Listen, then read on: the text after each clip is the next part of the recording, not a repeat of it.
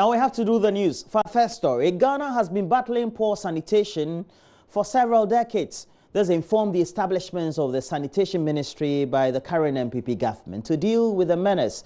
But before any meaningful impact could be realized from government, some citizens have already started leading sanitation campaigns.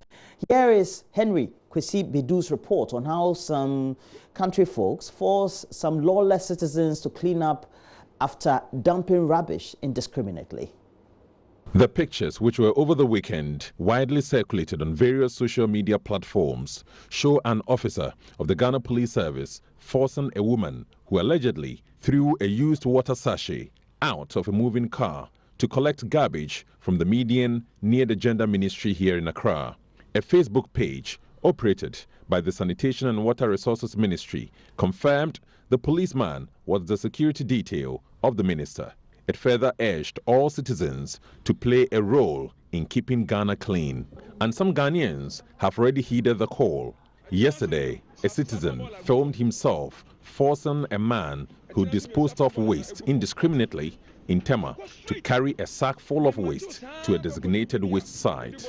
In the video, the unidentified man is heard marching and directing the offender as he carried the waste on his head from the Tema Harbour area to a waste site at Tema Community 1 as punishment for dumping waste on the floor.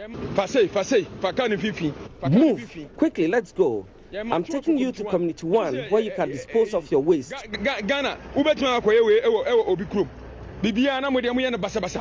You can't dump waste indiscriminately in other countries like we do in Ghana. We should build a nation ourselves. No one can build a nation better than we both can do.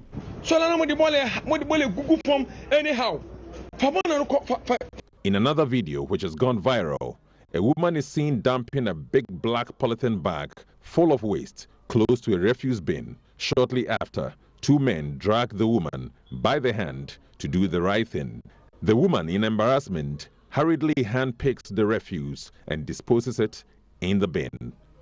Perhaps more citizens playing important roles such as these could finally rid the nation of filth. I don't know how to call it citizen activism, but if you live in Accra and other cities across Ghana, warning signs indicating stop work on structures is quite common. Well, some residents of Osu in the capital are appealing to authorities at the Korle-Klottey Municipal Assembly to enforce laws requiring residents to secure a permit before putting up structures within the operational area of the assembly.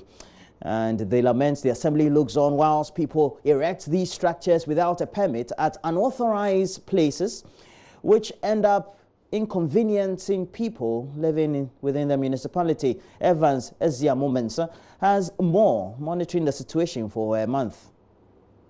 Stop work warnings from metropolitan, municipal and district assemblies are arguably one of the many warnings that citizens disregard. Kwame Abuaji, a resident of Osu, is upset that citizens get away with flouting such regulations while authorities do little to enforce the laws. His biggest concern is that of residents erecting buildings in waterways largely without permits, which may cause flooding whenever it rains.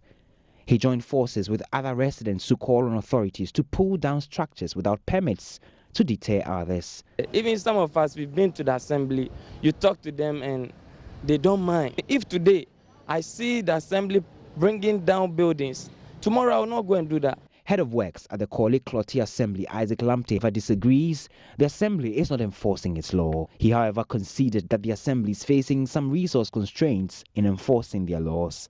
For one reason or the other, there are other schools of thoughts that think that it is not productive or profitable, for assemblies to have all these equipments. And so, in instances like that, then necessarily we must go and hire. It's difficult, because it's not all these equipment or hiring firms would want to lease their equipment for the assemblies to undertake demolition exercises. The assembly, from time to time, do mobilize resources and still manage to get these equipment and undertake some of these massive demolition exercises. He advised residents to contract the services of professionals to speed up the processes for securing a permit from the assembly.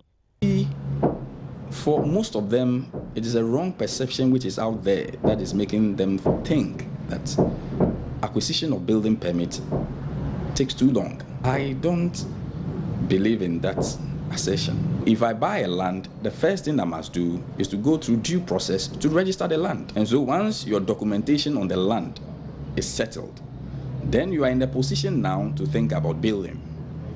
Then also consult the relevant professionals. Don't go to people who do not qualify.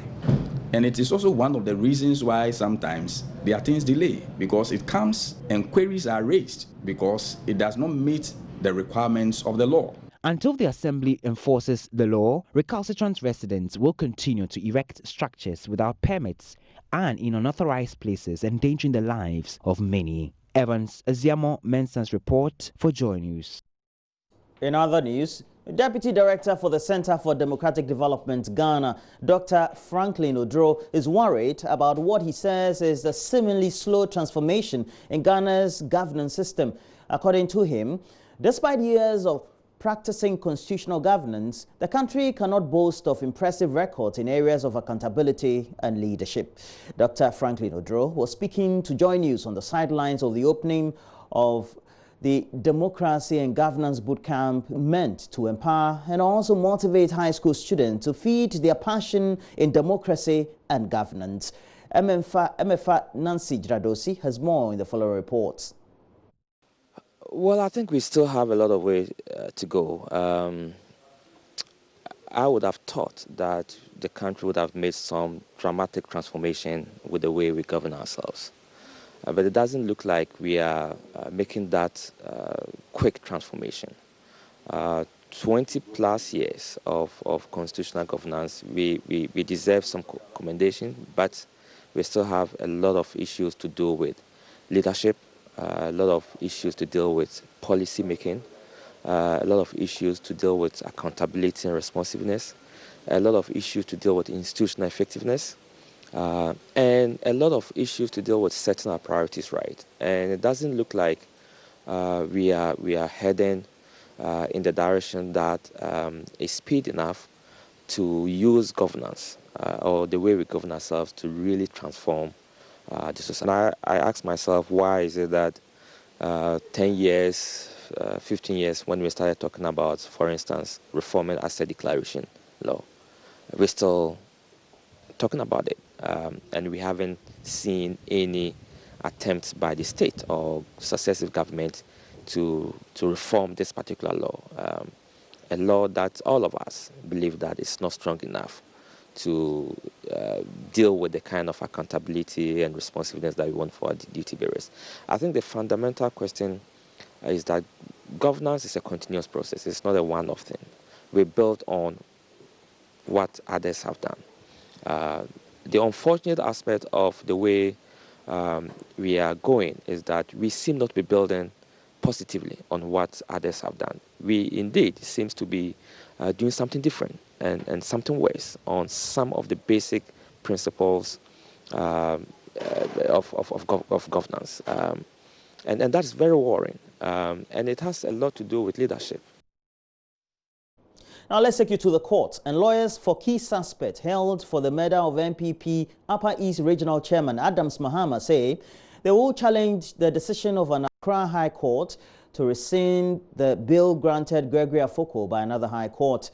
They have described as shocking the decision of the court, presided over by Justice Melewood.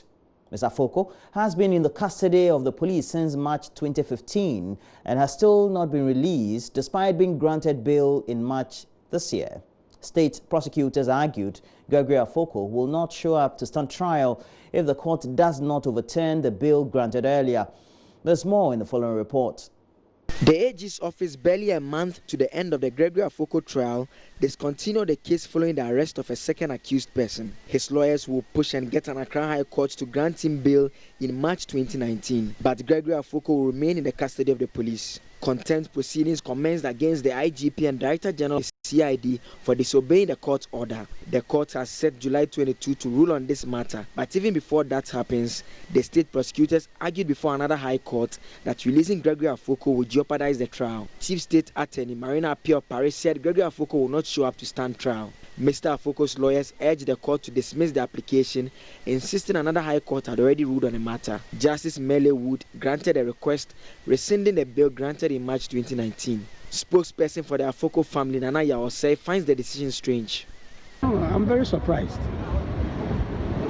that a high court of coordinate jurisdiction will rescind the bail granted to Greg Afoko when same has been appealed against. There's a pending appeal in respect of the bail granted to Greg Afoko. So I'm wondering a jurisdiction with which she rescinded the decision. The trial of Gregory Afoko is meanwhile expected to commence on July 17, 2019. And before we go, we take you to the Ashanti region, where 2 people who died in the violent clashes over a parcel of land at Dagomba Line in Kumasi were laid to rest on Monday after a short Islamic ritual.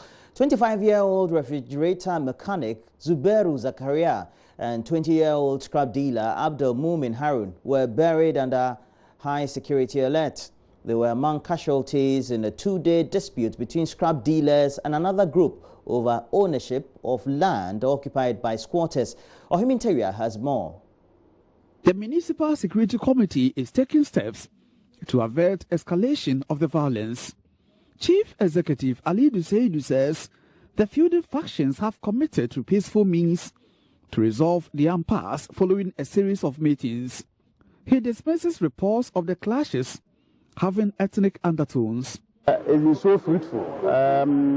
We resolved to have 4 persons from each faction to go to either faction, to go and explain to them, to give them a symbol of unity, a symbol of preparedness to make sure we get peace within the community. And that's what they did. They went to both factions, they spoke to them. Currently, as I'm speaking with you, the situation is relatively calm. As we see, it wouldn't degenerate because the sort of remorsefulness that has been exhibited, and we feel it down there. We are hoping and praying that it wouldn't escalate. This might be the end of it, because there are issues that we need to talk about. There are issues that we need to tackle, one after the other. First thing first. Now, the first thing is to make sure that we get the dead bodies buried. Then we look at the next line of action. What do we need to do to make sure that we bring finality to the issue? It's about land matter. It's purely land matter. It has nothing to do with Zongo Dagomba faction. Dagomba community says it will collaborate with security agencies to quell any attacks involving its members. Fuseni Abubakar heads the community in the Ashanti region. We hear some commentary we are unhappy about. There are suggestions that Gombas are fighting Zongo people. It's never true. We are all Zongo people. The leaders of the other faction are always in the company of the Imam of the Dagomba community all the time. If the youth had prompted the Imam or his deputy, this wouldn't have happened. Somehow, he did not know this could have been avoided. Nonetheless, we are for peace. Nothing untoward will happen again. God forbid. From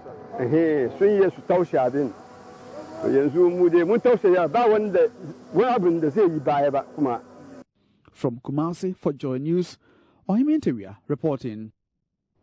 And that's it for the news tidbit. We have more news as we check out what stories are occupying the front, center spreads and the back pages of the newspapers in our review. Next, stay with us.